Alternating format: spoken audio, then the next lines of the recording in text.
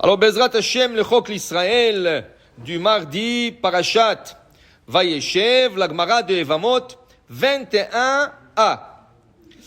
La Gemara discute qu'il y a certains péchés qui sont graves, mais certains qui sont plus graves que des autres. On sait que la tchouva, elle existe pour tout. Okay? La tchouva efface tout. Si la tchouva est sincère, Tashev enosh ad daka. Mazet daka. David Amelech il dit qu'Hachem fait retourner la personne jusqu'à daka. Daled, Kaf et Aleph. Daled, c'est dame, un assassin, quelqu'un qui a tué, qui a regretté, qui a fait tchouva, on l'accepte. Kaf, kofer, quelqu'un qui a renié sa religion et il retourne à sa religion juive et il accepte, fait tchouva, Akadosh Baruch Hu l'accepte. Aleph, Eshet Ish. Il était avec une femme mariée. Ça aussi, Akadosh Baruch Hu l'accepte.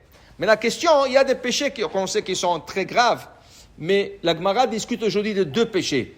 Pour la comparaison de deux, quel est plus grave que l'autre?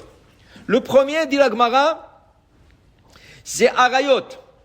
Quelqu'un, dit Rashi, qui était avec une femme mariée. Le deuxième, quelqu'un qui a volé le public. Il a pris quelque chose qui appartient au public. Alors il a volé de l'argent du public. Quel est le plus grave entre les deux? Alors la Gemara va discuter. Et la Gemara dit, celui qui a volé de l'argent du public, c'est plus grave que Eshetish. Oui, quand Rachid dit, si la personne est sortie avec une femme mariée, pour un bouton, mais elle n'est pas tombée enceinte. Si elle est tombée enceinte, c'est fini. Même si tu veux faire tchouva, tu fais tchouva. Mais le problème, tu as créé un mamzer. Tu as créé un bâtard. L'enfant là, c'est un bâtard. Et cet enfant-là, il ne peut pas se marier avec une fille juive. Lo yavo bikal Hashem ador asiri. Même 10 générations, ni lui, ni son fils, ni son petit-fils, ni rien son petit-fils ne peut pas se marier. Qu'est-ce que tu as fait alors? Tu as emmené quelqu'un dans le monde qui ne peut pas se marier. Alors lui, ce mamzer, il est obligé de faire la Torah Kula. Il est obligé de mettre le tefilim le matin, il est obligé de faire Hanouka, il est obligé de faire Sukkot, Rosh Hashanah, Kippour, tout. Mais il ne peut pas se marier avec une fille juive. Il y a des femmes qui peuvent se marier. Mais ça c'est grave si tu as déjà. Mais ici, Rachid dit, on parle, quelqu'un qui est sorti avec une femme mariée, mais il n'est pas tombé enceinte. Celui-là, il veut faire tchouva. C'est quoi sa tchouva? Tout de suite, il doit la quitter. Aucun contact avec elle. Il ne veut pas lui parler, ni envoyer texto, ni rien du tout. Et là, il demande à Hachem pardon qu'il était avec une femme mariée. Okay? Sa tchouva est acceptée. Mais quelqu'un qui a volé le public, quelqu'un qui a volé d'un public, dit Rashi. Okay? Dit Rashi, comment il va faire tchouva? Si il a volé à 10 personnes, il y a un qui est mort. Celui qui est mort, tu ne peux plus le faire tchouva. Comment tu vas lui rendre l'argent? Ah, tu vas dire, je vais rendre à la famille. Et si la famille a déménagé?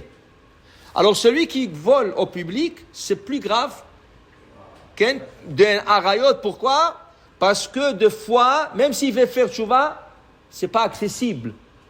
Alors, la Gemara, Baba Kama, la Gemara explique, attends une seconde, il y a une solution. Tu as volé d'un public, tu viens dans une synagogue, ou tu viens dans un endroit public et tu donnes de l'argent pour faire quelque chose. Je vais vous expliquer comment. Tu vas dans la synagogue, tu dis, moi je donne maintenant tout le livre de prière, je offre. Tout le livre de Chumash, je les offre. Donc, comment c'est la tchouva? Tu sais pourquoi? Peut-être le fils de celui-là que tu as volé, il va venir un jour dans cette synagogue, il va prier. Il va prendre un livre de prière, il va prendre un Pentateuch, et là, c'est comme si tu lui avais rendu l'argent de son père. Ça peut être le petit-fils, ça peut être n'importe qui. Je vais vous raconter une histoire qui est arrivée en Israël. Quelqu'un a volé de l'argent d'une personne. Quand il a fait tchouva, il ne trouvait plus la personne. Aucune trace. Il n'arrivait pas à le trouver. Et il le cherchait, rien à faire, il ne le trouve pas. Il a demandé à un rabbin, qu'est-ce que je dois faire? Je veux lui rendre de l'argent, je vais demander Mechila. Il dit, je ne trouve plus. Le rabbin a dit, il faut que tu fasses quelque chose pour le public. Il a dit, qu'est-ce que je vais faire pour le public? Comment? Un jour, il était chez Rabbi Shimon Bar Yochai. Il a dit, c'est quoi? Il était là-bas juste avant de rentrer dans le tziyun, le tombeau.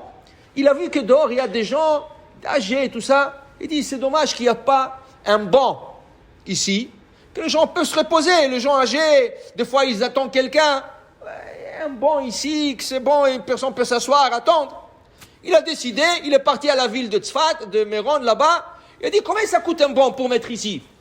Et ils lui ont dit, je ne sais pas, ils ont dit $500. Il a dit, je vous donne $500, je veux que vous placez un bon là-bas chez Rabbi Shimon Bar Yochai. Très bon.